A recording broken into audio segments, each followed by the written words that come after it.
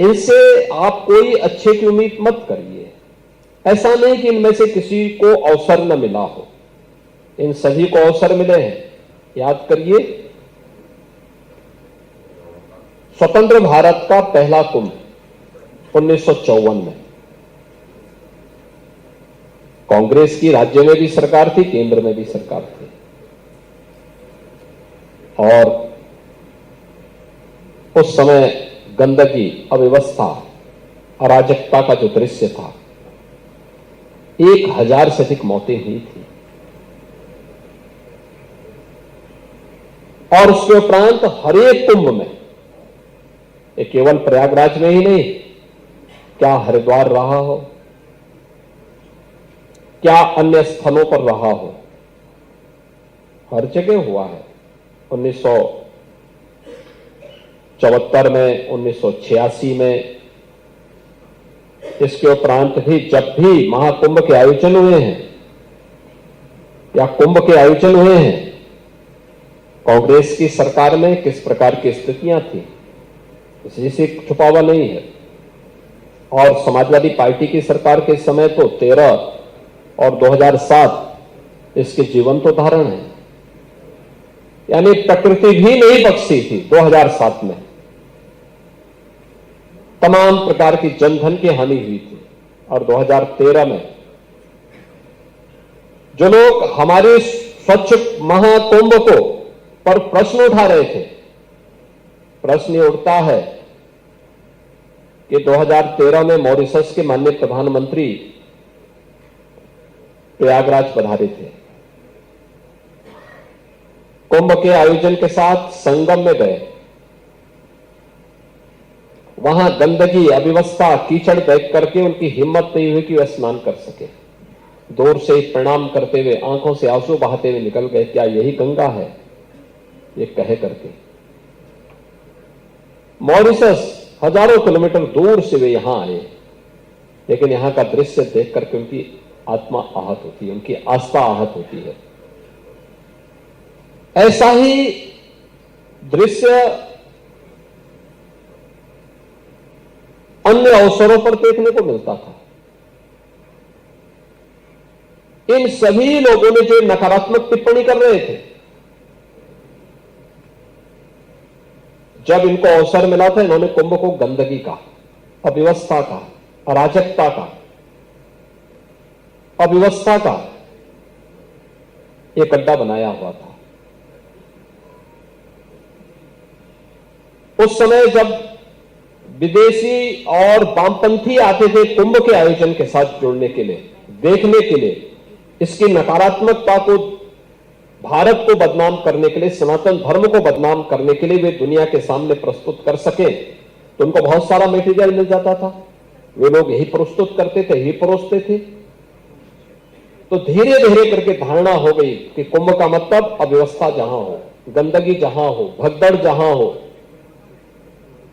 यह होता रहा। 2019 में पहली बार प्रयागराज कुंभ के आयोजन के साथ हमें जुड़ने का अवसर प्राप्त हुआ था, और तब प्रधानमंत्री मोदी जी ने हम लोगों को कहा था कि कुंभ की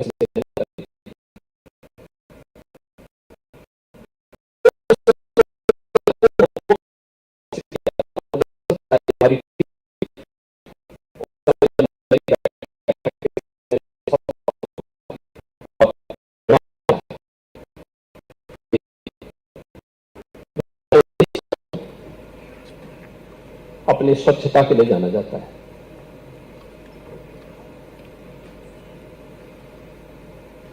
प्रयागराज 2024 में 24 करोड़ श्रद्धालु आए, और 2025 में इसी आयोजन के साथ हमें जुड़ने का अवसर प्राप्त हुआ। इस आयोजन के अवसर पर आपने देखा होगा, फिर हम लोगों ने इस बार दिव्य और भव्य कुंभ की जो बात की, तो उसको हम लोगों ने स्वच्छता के साथ, सुरक्षा के साथ और तकनीक के साथ जोड़ने की बात की कि डिजिटल कुंभ भी होगा। डिजिटल कुंभ के लिए पहले लोगों को लगा कि ये सब हवा में बात कर रहे हैं।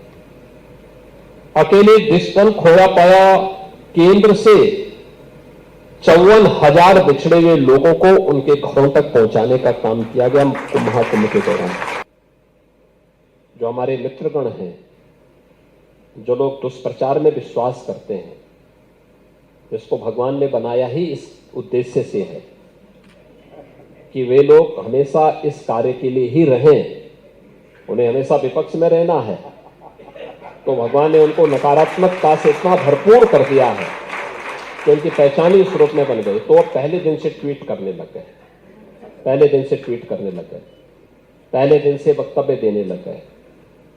तो जनता जनार्दन ने भी, देश और दुनिया के सनातन धर्मावलंबियों ने कहा कि इनको सबक सिखाने का सबसे अच्छा माध्यम होगा। 66 करोड़ 30 लाख से अधिक श्रद्धालु इन 45 दिनों के आयोजन में भागीदार बने थे और यह 45 दिन का आयोजन दुनिया का सबसे बड़ा आध्यात्मिक आयोजन बना, सबसे बड़ा सांस्कृतिक आयोजन और धार्मिक आयोजन भी दुनिया का बना। और ये मानवता की अमूर्त सांस्कृतिक धरोहर के रूप में जिस आयोजन को यूनेस्को ने 19 में मान्यता दी, यूनेस्को के डायरेक्टर स्वयं इस आयोजन का हिस्सेदार बने थे और उन्होंने स्वयं इस बात को कहा था कि वास्तव में हम मान लिए कि 19 में जो कार्य प्रधानमंत्री मोदी जी के प्रयासों से यूनेस्को ने किया था, उसका साक्षात दर्शन हमें यहां पे हो रहा है।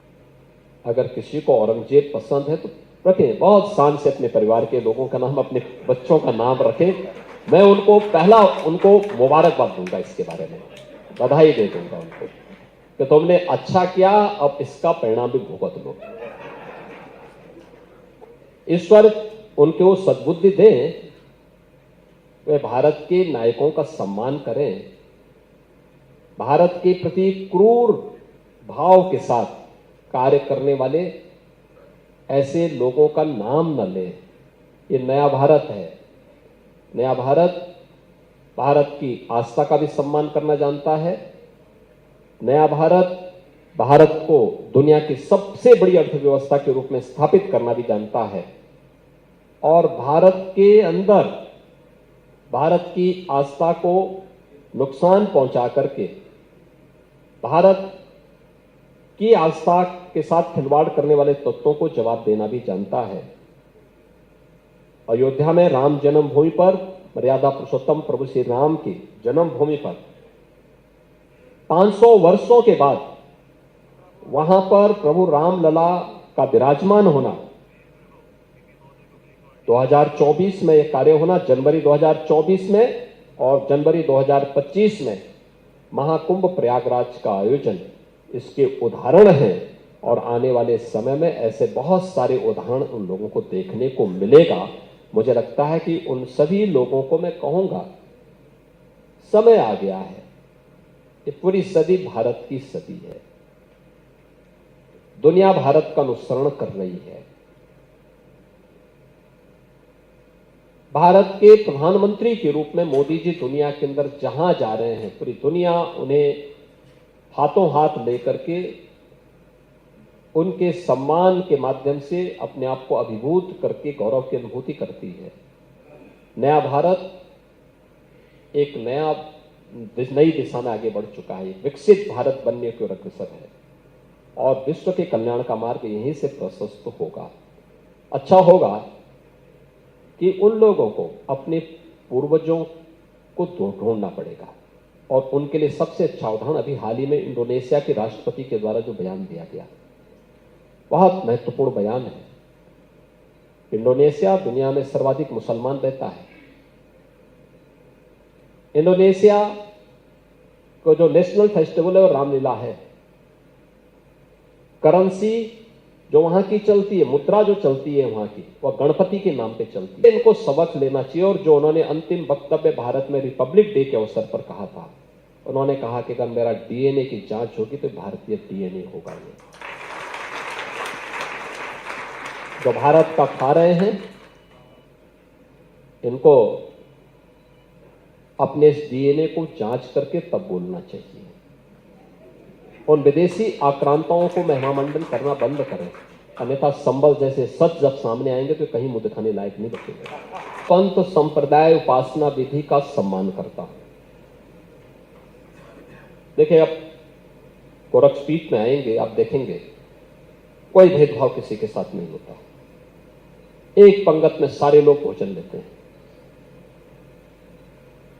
कोई भेदभाव नहीं, न जाति का भेद, न क्षेत्र का भेद, न भाषा का भेद, न पंथ का भेद, न संप्रदाय का भेद, कोई भेद नहीं। हमारे पूज्य संतगण किसी भी पंथ और संप्रदाय से जुड़े होंगे, वे वहां आकर के एक साथ बैठ करके सभी लोग प्रसाद ग्रहण कर लेते हैं, कहीं कोई भेद नहीं है और सबको हम लोग सम्मान देते हैं। और मैं इसीलिए मैं कह रहा हूं ना कि हर पंथ संप्रदाय एकम सद विप्रा बहुधा बनंती के इस भाव में हम विश्वास करते हैं। उपनिषदों का जो भाव है, भारत की वैदिक परंपरा का जो भाव है, वो हमारे अंतःकरण में रसा बसा है। चाहे वह सनातन धर्म से जुड़ी हुई कोई उपासना विधि हो या दुनिया के अंदर कोई भी अन्य उपासना विधि हो, कोई मत मजहब सेक्ट हो, उन सब के अंदर कुछ न कुछ अच्छाई होगी जरूर, क्योंकि जिससे उनके साथ इतने लोग जुड़े हैं, कुछ न कुछ तो भाव होगा। लेकिन हम जबरन किसी पे कब्जा करके किसी की आस्था को रौंदे तो यह स्वीकार्य नहीं, ये कतई स्वीकार्य नहीं है। खासतौर पर तब संभल एक सच्चाई है और उस सच्चाई को इस रूप में भी हम बोलना चाहते हैं कि संभल के बारे में जो उसके उद्धरण आते हैं, आज से 5000 वर्ष से लेकर के 3500 वर्ष पहले हमारे पुराण रचे गए थे, उन पुराणों में भी इसका उल्लेख है। कब श्री हरि विष्णु का 10वां अवतार होगा, एक एक चीज का उल्लेख है। यह उल्लेख होने के बावजूद इस्लाम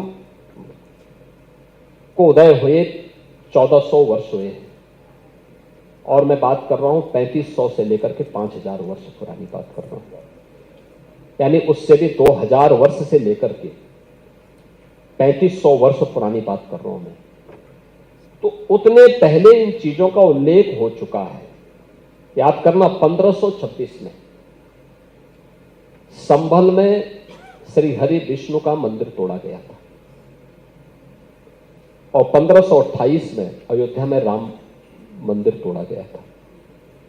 दोनों मीर बांकी के द्वारा दोनों जगह कृत्य किया गया था। यह एक सच्चाई है। दूसरा है संभल का महत्व। संभल एक तीर्थ रहा है, 68 तीर्थ थे वहां पे, अभी हम केवल 18 निकाल पाए हैं वहां पे। जो हमारे कार्य चल रहे हैं 18 हम निकाल पाए हैं। 19 कूप थे, 19 के 19 कूप हम लोगों ने निकाल लिए हैं, जिसमें उत्खनन का काम हम करा रहे हैं। आपने देखा होगा 56 वर्ष के बाद पहली बार वहां शिव के मंदिर, भगवान शिव के मंदिर में जलाभिषेक का कार्य हो पाया है। क्या कर रहे थे लोग? जो ठेका ले लिए हैं तमाम जाति के नाम पे बांटने का, क्या कर रहे थे वहां पे?